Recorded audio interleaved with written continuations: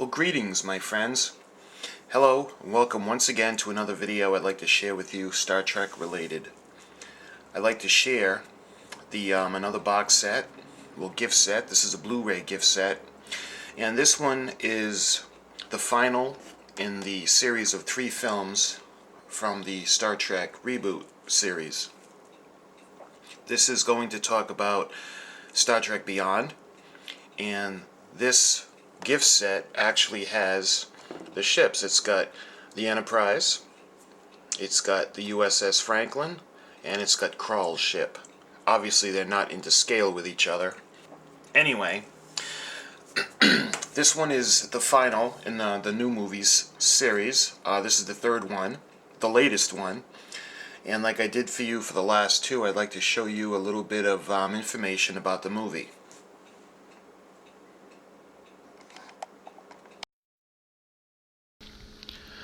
The latest film in the Kelvin timeline Star Trek series.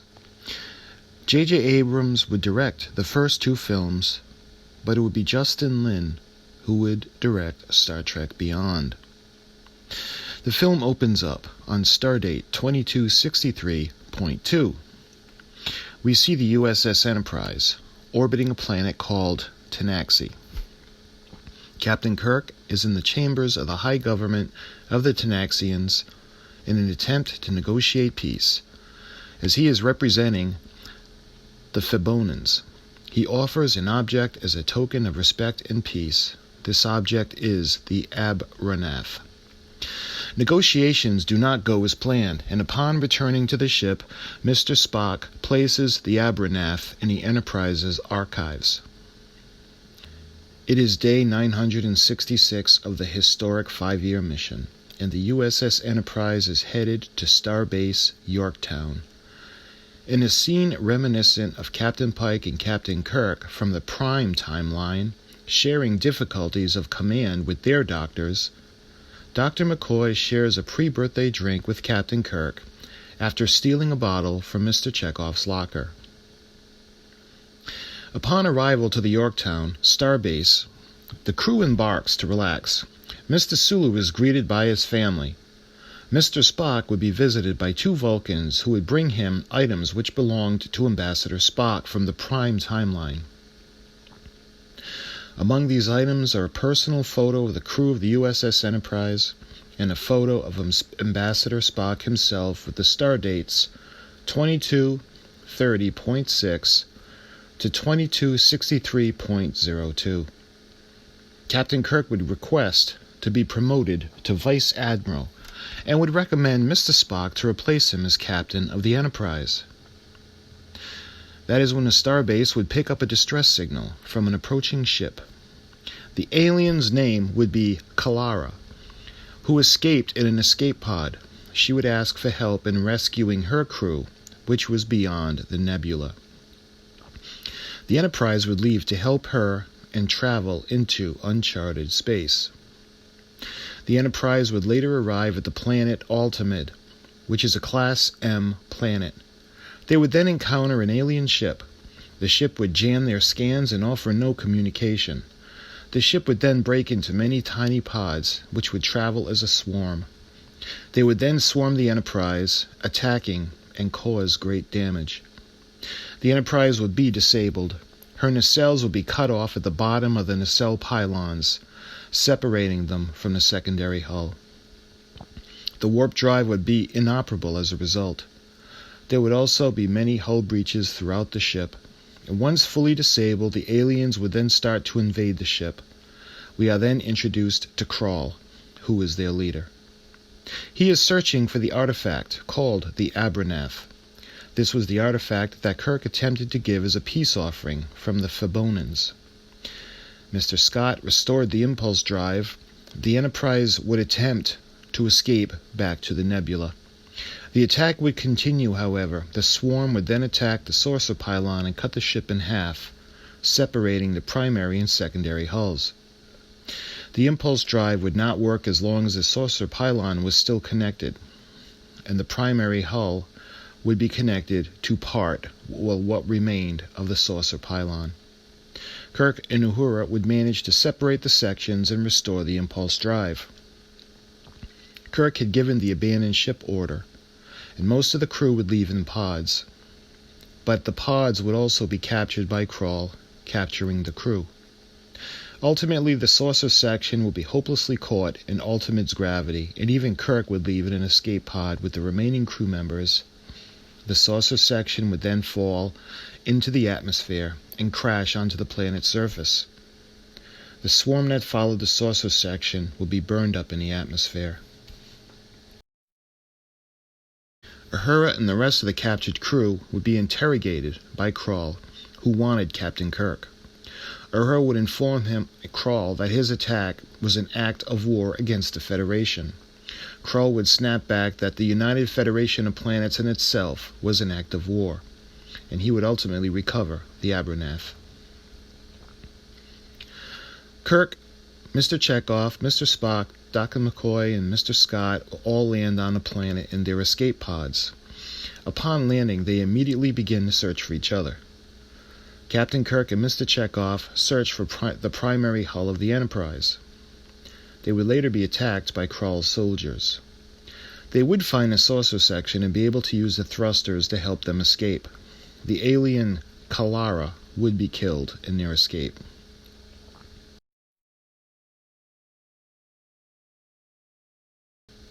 Mr. Scott would come in contact with an alien named Jala. She had escaped Krall when her father was killed by him. She would agree to help Scotty find his crewmates after he would help her, and he agreed. Mr. Spock would be injured in a pod's landing, and Dr. McCoy would take care of him. Mr. Spock would inform him that he desired to leave Starfleet to help the surviving Vulcans and carry on the work of the late Ambassador Spock from the primary timeline.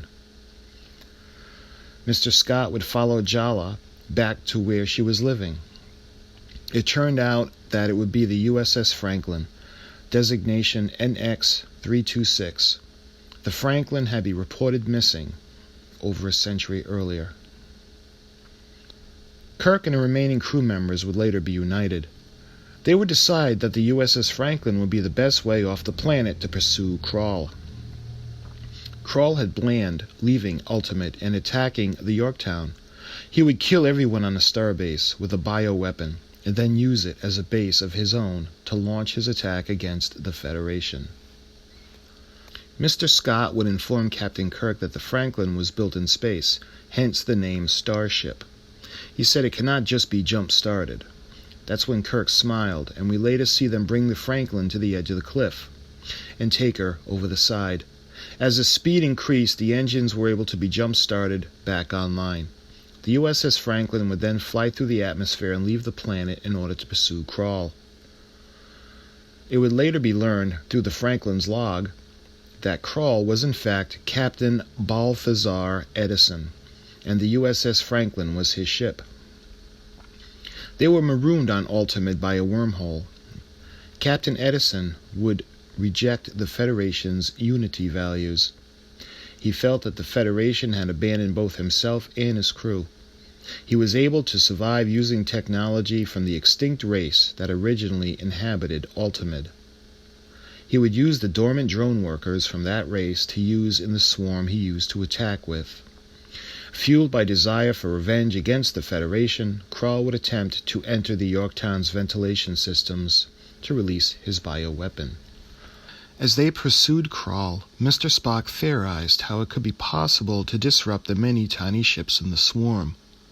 Uhura would conclude that they were not jamming the signals, but rather speaking to each other.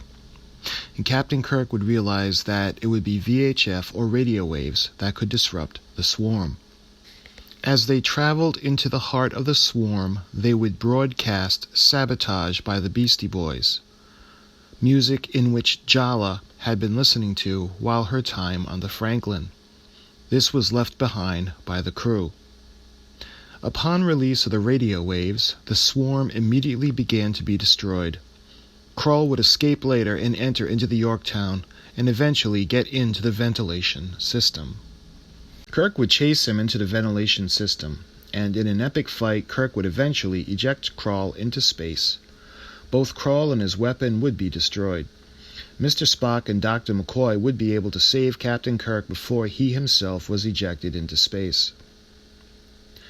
Later, Commodore Paris would update the information regarding the missing U.S.S. Franklin, her captain, Edison, and her crew. That would close the case on the ship. Kirk would be granted the promotion to Vice Admiral, but would decide to remain as captain. Mr. Spock would also choose to remain in Starfleet and continue his service as science officer. Jayla would be accepted into the Starfleet Academy after Captain Kirk's recommendation got her in. The crew would later gather to celebrate Captain Kirk's birthday, and they would witness the birth of their new ship, the U.S.S. Enterprise, designation NCC 1701-A. Once the ship is complete, they would resume their 5-year mission.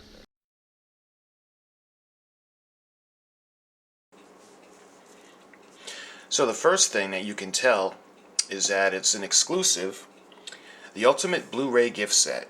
Blu-ray plus DVD plus original high-definition copy with 3 ships. The front, the box art, shows you the Sam's Club exclusive, the 3 ships. It's got a picture of the cover of the DVD or the movie release, and it shows you the ships. If the video isn't focusing that well, I will put up photographs for you. There's the Enterprise, there's the Franklin, and there's Krall's ship. So the sides, different colors, but that's about it. And the back, see a picture of them probably when they were rescuing the rest of their crew from Krall's men.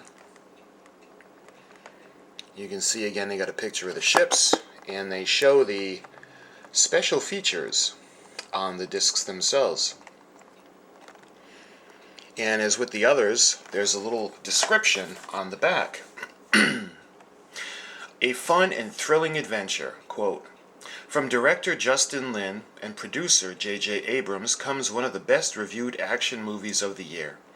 Dispatched on a rescue mission to the farthest reaches of space, the U.S.S. Enterprise is ambushed by Krall, a ruthless enemy sworn against the Federation. Crash landing on an uncharted hostile world, Captain Kirk, Spock, and the crew are separated with no means of escape. Only Jayla, a rebellious alien warrior, can help them reunite and find a way off the planet in a race against time to stop Krall's deadly army from triggering an all-out galactic war." And you can see the box art on the back. So I'm dying to see what these ships look like, so let's go ahead and I'm going to open it. And like with the others, I'm going to run a knife along the seam of the plastic so I can keep the rest of the plastic on the packaging. Alright, that's how I like to keep my plastic on. And let's take a look at the ships. They come in a little plastic tray that's inside. And we can start with the Enterprise.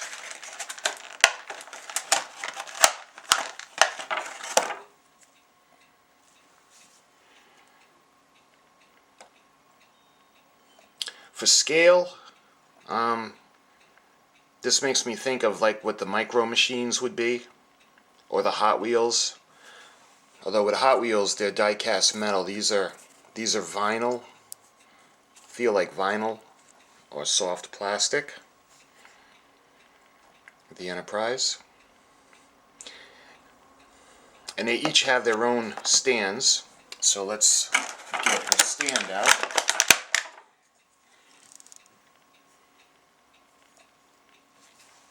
Nice little display stand. And the stand inserts into the little slot beneath the ship. So let's fix the camera. Okay, there's the Enterprise. And let's move on to the Franklin. The story of the Franklin is really pretty cool. The U.S.S. Franklin was listed as missing over a century earlier, and it was commanded by Captain Edison. Later we find out that that is Krall, who is very bitter towards Starfleet because he blames them for stranding him there, and he does not accept their way of unity. Alright, let me get the stand for her.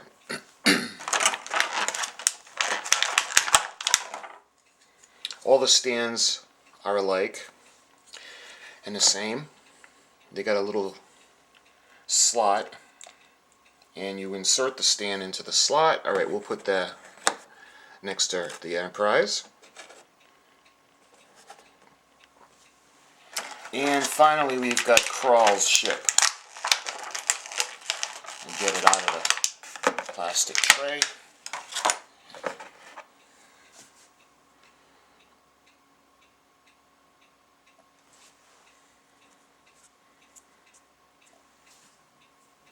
Again, they're not into scale, and it's got its own stand.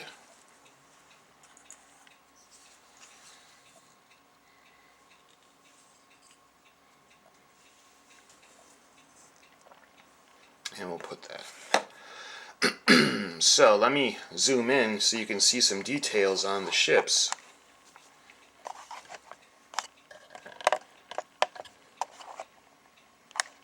Let's start with the Franklin.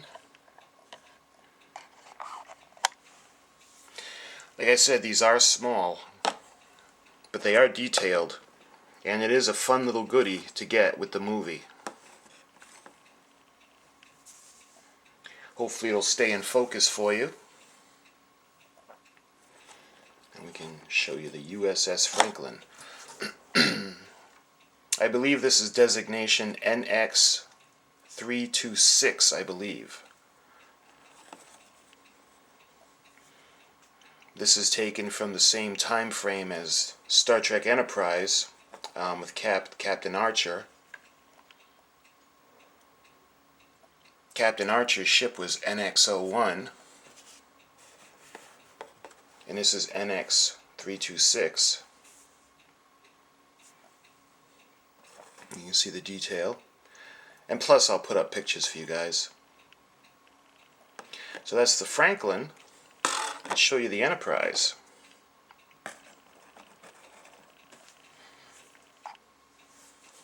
You zoom out a little bit.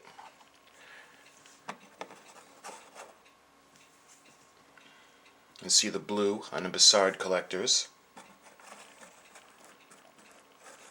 Primary hull. I know this is the new movie and this is the new U.S.S. Enterprise, but it's still heartbreaking to see the punishment that she goes through in this film.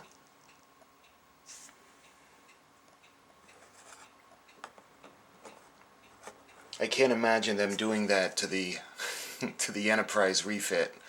Oh my goodness, that would be terrible. Again, I'll put up pictures to show you guys the details of what you get.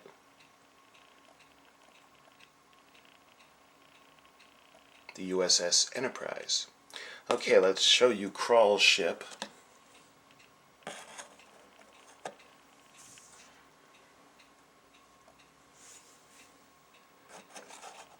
And you know, this film, you can probably add up all the minutes of the actual ship scenes, the exterior parts of the ship, and it's probably no word, it's probably like 5 minutes. I miss the days of they construct a beautiful model, and then they film it, and then they superimpose it over the space background or green screen it. Computers are great.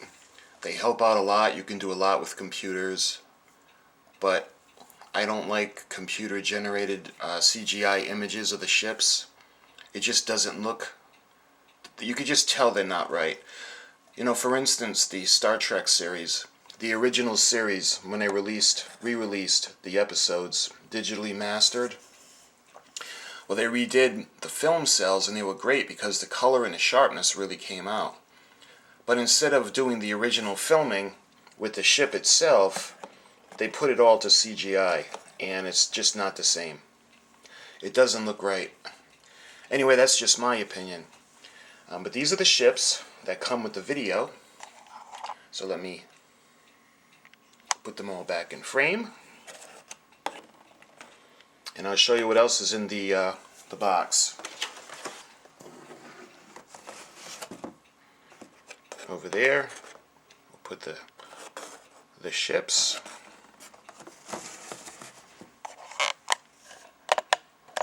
And I'll show you the DVD. DVD plus Blu-ray plus digital. Again, I'll put up pictures, and you guys can pause it, and it's got the same information on the back of the DVD as it does on the packaging of the box. So, it's got a little cardboard sleeve that comes off. We can put that over there. And the DVD itself, or Blu-ray, is wrapped in plastic, and it's got the same, absolute same covering. So, let me take the plastic wrap off.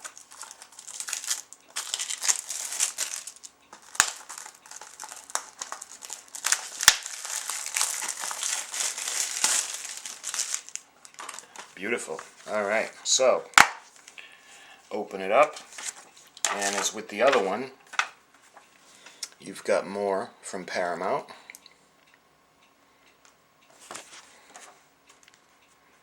And it's the digital information, the ultra high definition blue violet. So we can put that over there and show you the discs themselves. This one is the feature film, so this would be the DVD. It's got the feature film on it, and this would be the Blu-ray.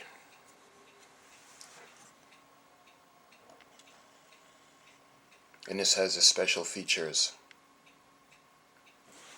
So we can put that over there. And the inside of the case is just plain. Whereas the last one I showed you, it had a picture of Khan on the inside. This is just the DVD case itself. So, let me kind of try to get everything in the shot for you. You got the ships, and you got the discs, the DVD, and you got the digital copy that you can put onto your iPhone or iTunes. And that, my friends, is Star Trek Beyond. That's the special gift set for Star Trek Beyond, the Blu-ray edition with the ships. And if you were curious about what was in this package, I hope this satisfied your curiosity, and I hope you enjoyed this video too. I thank you for watching, and I'll see you guys very soon.